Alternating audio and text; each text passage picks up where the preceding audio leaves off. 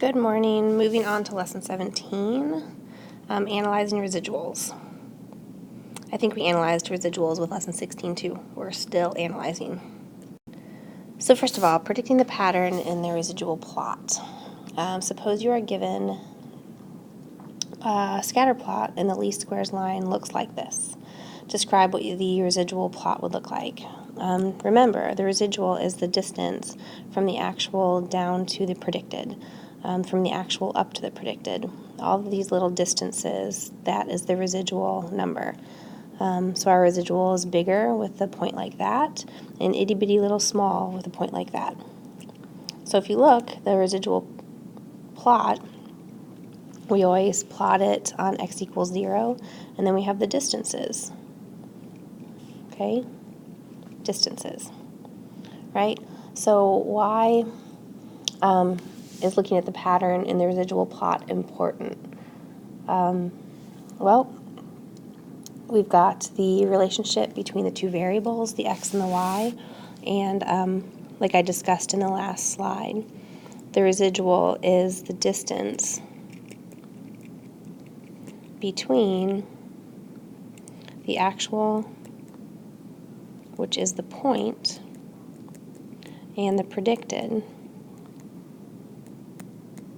which is the line. All right, so moving on, the meaning of residuals.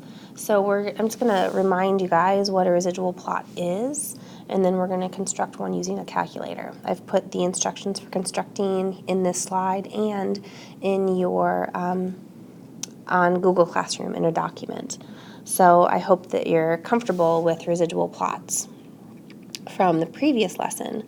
And if you are, this will be a breeze for you. If you need some review, it's a good idea for you to watch this slowly and ask me questions in class. So to start out, suppose that you have a scatter plot and you have drawn the least squares line on your plot. Remember, the residual for a point in the scatter plot is the vertical distance of that point from the least squares line. In the previous lesson, you looked at a scatter plot showing how fuel efficiency was related to curb weight for 5 compact cars.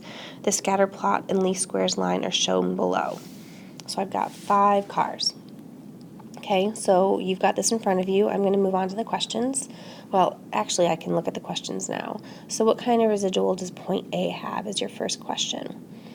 Okay, we go from here to there. It is positive.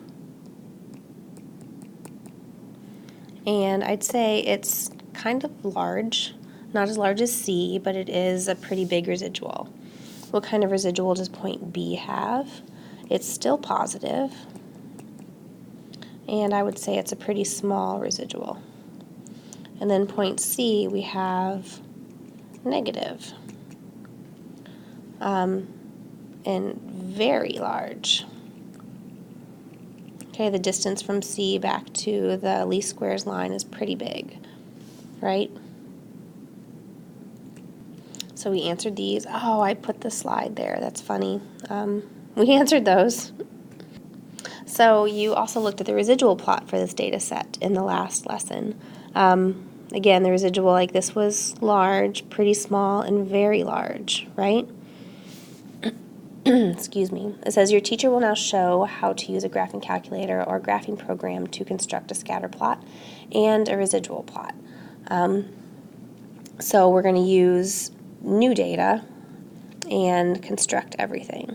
So I'd like you actually to follow along on your calculator to make sure you get the same points I do, which will make your class or your problem set the next class period easier, right? If you practice here with the video with me, your problem set will be a lot easier.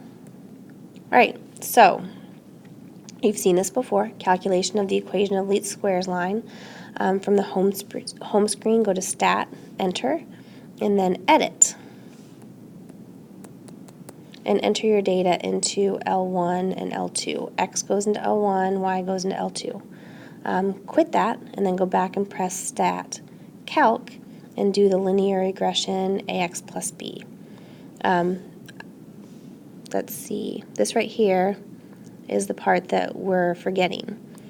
So you can press enter once, don't press enter, enter, enter, but we want to put the equation, the linear regression, the least squares line, we want to store that into our y1 so that it will graph it. So y1 is accessed by pressing vars and selecting y vars function 1, and then press enter.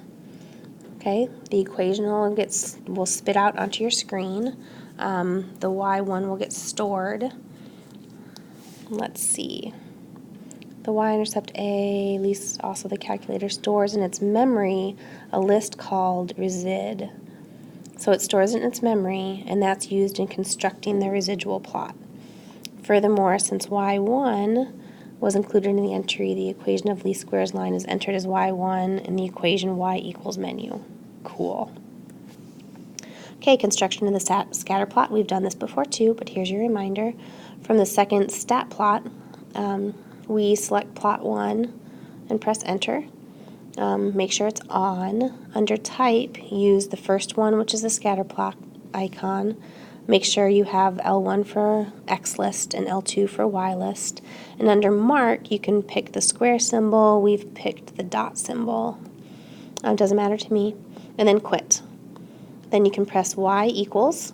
Go to any unwanted graph equations and press clear. So you've got y1 is your least squares line. If you have anything else under y2, y3, y4, etc., make sure you empty them, clear them, delete them. And make sure only plot 1 is selected. When you look at your screen, you'll have y1, y2, y3, and then up top you'll have plot 1, plot 2, plot 3. Make sure plot 1 is the only one that's highlighted. Zoom stat and enter. And then the scatter plot and the least squares line is displayed. Residual plot, this one's new. From the home screen, press second and stat plot. Select plot 2 and press enter. Turn on. Under type, choose the first scatter plot icon. For X list, enter L1, and for Y list, enter resid. And under mark, choose the first least squares line. Where am I? Sorry. The square symbol. There we go. Resid is accessed by pressing second list names and finding this. So second list names and finding that and pressing enter. Cool. Second quit. Press Y equals. Now deselect the equation of least squares line in y1 by going to the equal sign for y1 and pressing enter. That will make it deselect. It will no longer be dark. You also want to deselect plot 1 by going, so you'll see y1 with an equal sign in your equation. This has to be not dark, right? And then up here, plot 1 is dark too. Make sure you deselect plot 1. So deselect those two things. And then make sure plot 1 is selected. Make sure that one's dark. Now zoom stat 9, enter, and the residual plot's displayed. Let's try it. All right, please enter this into your calculator. Okay? It's a shoe length of 12 adult women. Okay, this would be under list 1 and list 2. Push pause and go ahead and try that.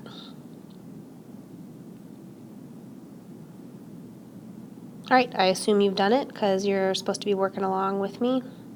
Next slide. There we have, I've got everything in list 1 and list 2. The next thing I do is, well, I've already done the linear regression.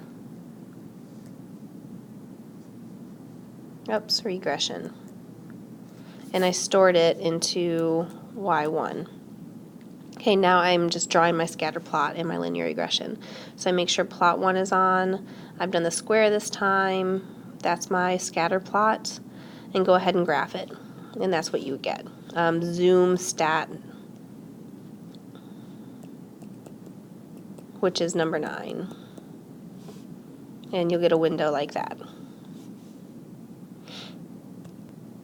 Okay, next I've turned plot 1 off. I've got plot 2 on. Still scatter plot, but under Y, I've got the resid, which you found under list. Okay, Zoom stat, which is number 9, will give us, this is the residual plot. Pretty cool, huh? And that's really the end of the, that's the end of the lesson. Let me make sure we've done everything. Yep, I constructed a scatter plot, I constructed a residual plot. I think all is good. And there's your lesson summary. After fitting a line, the residual plot can be constructed using a graphing calculator. And a pattern in the residual plot indicates the relationship in the original data set is not linear. Cool, cool. Nice job today.